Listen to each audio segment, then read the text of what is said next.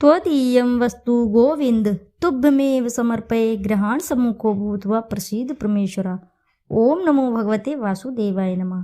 जय श्री हरि दोस्तों, हर हर महादेव। स्वागत है आप सभी का आपके अपने चैनल शिव साधना मार्गदर्शन में। भगवान भोलेनाथ की कृपा आपके और आपके समस्त परिवार पर सर्वदा सर्वदा बनी रहे।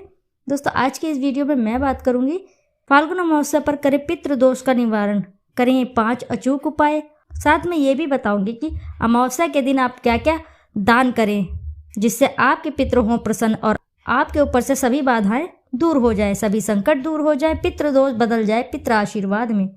पितृदोष निवारण के लिए फाल्गुन अमावस्या का दिन बहुत बड़ा महत्वपूर्ण माना जाता है। यदि आप भी पितृदोष से पीड़ित हैं तो इस दिन 5 उपाय अवश्य करें। इससे मुक्ति पाकर जीवन में सुख शांति और समृद्धि के द्वार खोलें। तो आइए बताती हूँ 5 अचूक उपाय कौन कौन से हैं। परंतु दोस्तों, आपसे छोटी सी रिक्वेस्ट है कि आप वीडियो में अंत तक जरूर बने रहें, नहीं तो जानकारी आपकी अधूरी रह जाएगी। और एक बार अपनी सच्ची श्रद्धा से कमेंट बॉक्स में जरूर लिख दे हर हर महादेव, जय श्री हरि। यदि वीडियो आपको अच्छी लगी है तो वीडियो को जरूर लाइक करें। परिवार के सभी सदस्यों से बराबर मात्रा में सिक्के इकट्ठा करके उन्हें मंदिर में दान करें। मतलब यह है कि यदि आप अपनी जेब से 10 का सिक्का ले रहे हैं तो घर के अन्य सभी सदस्यों से भी 10-10 के सिक्के एकत्रित करके उसे मंदिर में दान कर दें। यदि आपके दादाजी हैं तो उनके साथ जाकर दान करें। पिंडदान या तर्पण कैसे करें? नदी के तट पर किसी योग्य पंडित से पिंडदान या तर्पण की क्रिया कराएं और उन्हें दान दक्षिणा दें।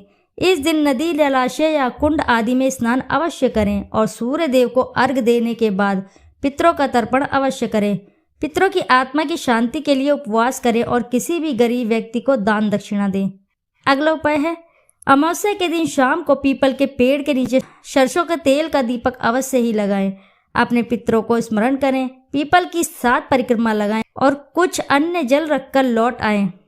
कपूर जलाने से देवदोष और पितृदोष का शमन होता है। प्रतिदिन सुबह और शाम घर में संध्या वंदन के समय कपूर अवश्य जलाएं। कपूर को घी में डुबोकर फिर जलाएं और फिर कभी भी गुड़ के साथ मिलाकर भी जलाएं। और इसी के साथ इस दिन गौशाला में जाकर 100 गायों को एक साथ चारा खिलाएं और गौशाला में कुछ दान अवश्य ही देकर आएं।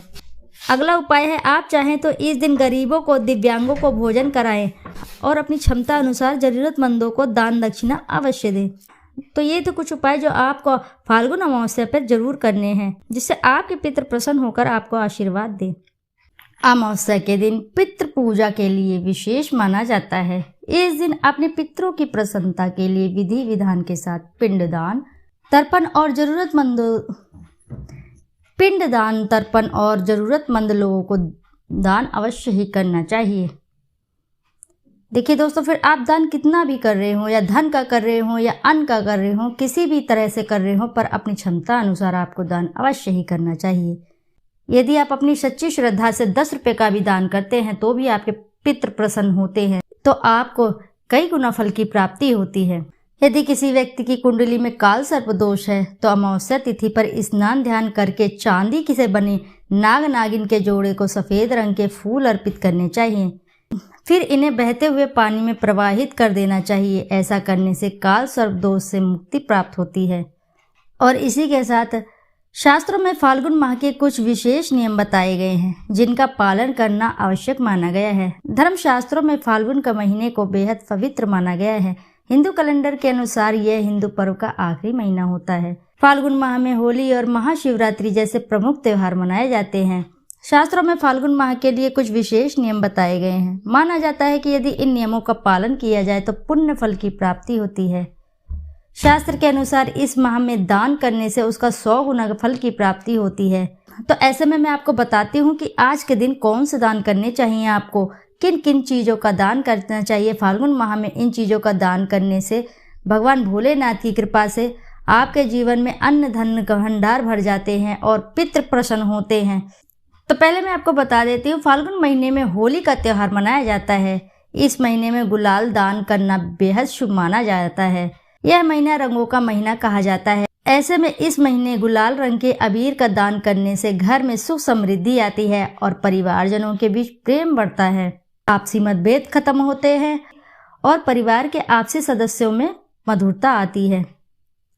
और अगली चीज है, सभी जानते हैं कि भगवान श्री कृष्ण को मोर पंख अत्यंत प्रिय है। फाल्गुन माह भगवान कृष्ण को समर्पित किया गया है। यदि इस महीने में मोर का पंख दान दिया जाए तो घर से नकारात्मक ऊर्जा नष्ट होती है और घर में सकारात्मक ऊर्जा संचार बढ़ता है। मोर पंख का दान करने से घर में लगी बुरी नजर भी उतरती है। अगली चीज है बेलपत्र भगवान शिव को अति प्रिय है और फाल्गुन माह में महाशिवरात्रि का त्योहार मनाया जाता है। इस महीने बेलपत्र का दान करना भी अत्यंत शुभ माना जाता है। इस माह बेलपत्र का दान करने से भगवान शिव प्रसन्न होते हैं और अपने भक्तों पर असीम कृपा बनाए रखते हैं। अगली चीज है भगवान श्री कृष्ण को समर्पित है यह महीना बांसुरी का दान करने के लिए अत्यंत शुभ माना जाता है। मान्यताओं के अनुसार इस महीने बांसुरी का दान करने से ग्रह दोष दूर होते हैं, घर में शांति आती है। इसके अलावा इस महीने बांसुरी का दान किया जाए तो कुंडली में ग्रहों की स्थिति मजबूत होती है और इसके शुभ परिणाम भी मिलते हैं। और इस बारे में भी मैं बता देती हूँ कि फाल्गुन अमावस्या के दिन भूलकर भी आपको क्या कार्य नहीं करने चाहिए। फाल्गुन अमावस्या की रात को किसी सुनसान अंधेरी जगह जाने से बचना चाहिए, क्योंकि ऐसे स्थान पर अक्सर नकारात्मक शक्तियों का प्रभाव ज़्यादा होता है। फाल्गुन अमावस्या के दिन किसी दूसरे के घर में अन्न खाने से बचना चाहिए। मान्यता है कि अमावस्या तिथि पर किसी दूसरे का अन्न खाने से पुण्य फल का ह्रास होता है। फाल्गुन अमावस्या के दिन अपने मन में नियंत्रण रखना चाहिए और किसी पर क्रोध करने और लड़ाई झगड़े से बिल्कुल भी आपको बचना चाहिए। फाल्गुन अमावस्या के दिन तेल, नए कपड़े, झाड़ू आदि खरीदने से भी आपको बचना चाहिए। कुल मिलाकर अमावस्या के दिन किसी नए या शुभ कार्य को शुरू करने और नई चीज को खरीदने से बचना चाहिए। फाल्गुन अमावस्या के दिन बाल और नाखून नहीं काटने चाहिए। मान्यता है कि इस बात को अनदेखी करने वाले व्यक्ति को धन हानि होने की आशंका बनी रहती है, उसके जीवन में धन हानि होने लगती है। फाल्गुन अमावस्या के दिन ब्रह्मचर्य का पालन करते हुए मांस मदिरा का सेवन बिल्कुल भी नहीं करना चाहिए।